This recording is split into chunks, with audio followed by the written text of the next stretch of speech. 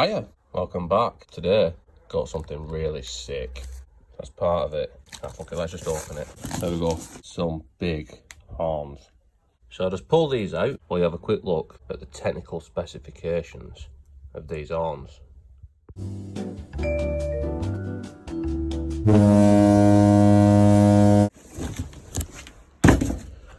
Right, it appears that we have two main components, or two main boxes. Sealer quality. I'm guessing that in that one, there's going to be horns in it. They're actually made out of metal. Look like they might have some depth of sound, maybe. They actually work with air pressure and a solenoid valve. There's the last one that I fitted. Works with a little pump. Even got PTFEs, generic fitting kit that's suitable for any vehicle, direct fitment, any vehicle. Some pipe that's probably not long enough. Even got a fuse. Let's have a look in the other box. Choose some suitable box opening apparatus. Yes. And now we've lovingly opened that box. Let's have a look. That is a compressor. The excitement is building up inside me. My penis is rock hard. So it appears that we do have the bits required, or most of them. We've got quality instructions, an air compressor, our horns, and some shit to stick it all to the car. And all that is going to go somewhere in here. Right, so here's our main pieces that we have to find a suitable home for. That one can pretty much go anywhere. This one might cause a problem. So let's go and offer it up to the car and see where it fits. Let's do a quick strip down so we can see where we can mount it. I'd say time lapse, but don't need to time lapse on this because everything comes apart so fast. The issue that I've got is where to mount these. Ideally, they want to be outside the vehicle. Could put them about there. Another option, underneath the back of the car facing outwards. It'd give extra propulsion, wouldn't it? Be like one of them new Teslas with the rocket boosters on them. Ground clearance isn't great. At this end, it's not looking much better neither. It appears that I have purchased a system that is too big for the vehicle. So I think I've come to the conclusion, it looks like it'll potentially fit where the other ones was originally put in the last video. So, bumper off. And as if by magic, the bumper is now off. This is how I'm going to try and put it. Bung that in there, probably just cable tie it into place so I can use the original horn to power it.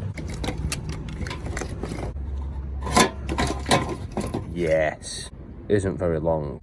So I'm going to have to mount the compressor near to the horns. And I'll get that in there. I don't know how weatherproof this is, and that is outside. Do not out this product to get wet. Yes. Now we need to do some piping.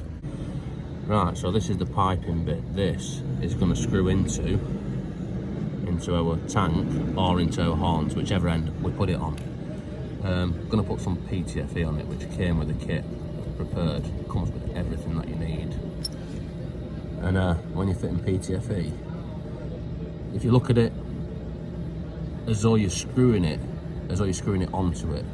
So if you're looking at it from there, I'm screwing down onto it, so I'm going clockwise from the end of the thread.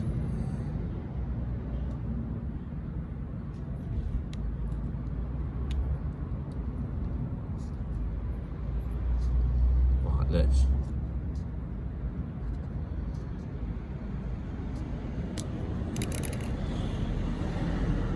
Just open that up. And then when I turn that in, the tail isn't going to be, well, it's not going to be pushed backwards, it's going to be going with where it's going. That'll do. Put the pipe over the nipple. And then when I tighten that up, it'll lock on. Nip it up. Everything is in place, ready for some wiring. Two main wires, these go to the compressor. So there's a positive. I've left the fuse out for now. And then this is the wire that's going to run down to it. Obviously it wasn't long enough, so I've had to put a straight connector in it. So I'm going to run this down to here and connect it into the positive, like so. I need to wire in a negative, which I'm hoping I can get away with just drilling it into the bodywork. So now we've got an F, we've got a positive. Let's see if the compressor runs. I'm going to touch this. I'll put the fuse back in, so when I touch this, I need to sort the trigger wire out. So this is well sick. Right, I cut the wire too short. Right, so now there's the original horn doofer. Plug that back in. Let's see if the horn actually still works. Yes. Nice and neatly out of the way. And the last two connections are now plugged in. So there's one big thing left to do. It's going to get piss back through. I'm going to mount that there like that. And it's sort of half tight enough. I mean, it's not moving anywhere.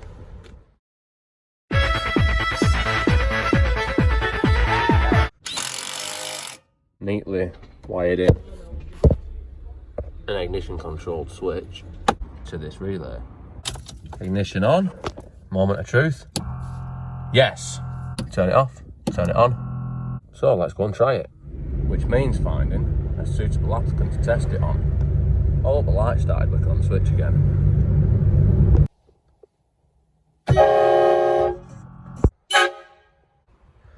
So as you've witnessed, and you can see, you might not be able to, because it might not pick up that well on the microphone, but it is pretty loud. Yeah, pretty loud. And the kit, it was 40 get, not that expensive. I think it was about 70 quid, something like that. And for the compressor and everything, that seems pretty cheap. The solenoid, which is under the, well, you can't see for call, can you, because there's a bumper in place, but the solenoid is a bit shit, but it seems to have settled down now. It does seem to have settled down. It doesn't seem to be leaking anymore. So that seems to have rectified itself. But other than that, yeah, pretty impressed with that. Anyway, don't forget to check out my other videos, because there's loads of other shit videos on this channel. Don't forget to comment, you know, subscribe, all that kind of shit. Anyway, see you next time. Peace out, bruv. And I'll just throw this on the end here. This arm was fitted years ago, probably about 3 or 4 years ago, and amazingly it still works, which is surprising really. But also I've wired it so that the feed for the relay, which runs through to the trigger, to the solenoid, runs through from the relay which powers the compressor. So when the compressor is turned off, the horn is turned off. So basically I can turn the horn on and off. So if I flick this switch and press it, we've got a little horn. Flick the switch the other way. Sick. Anyway, see you, bye.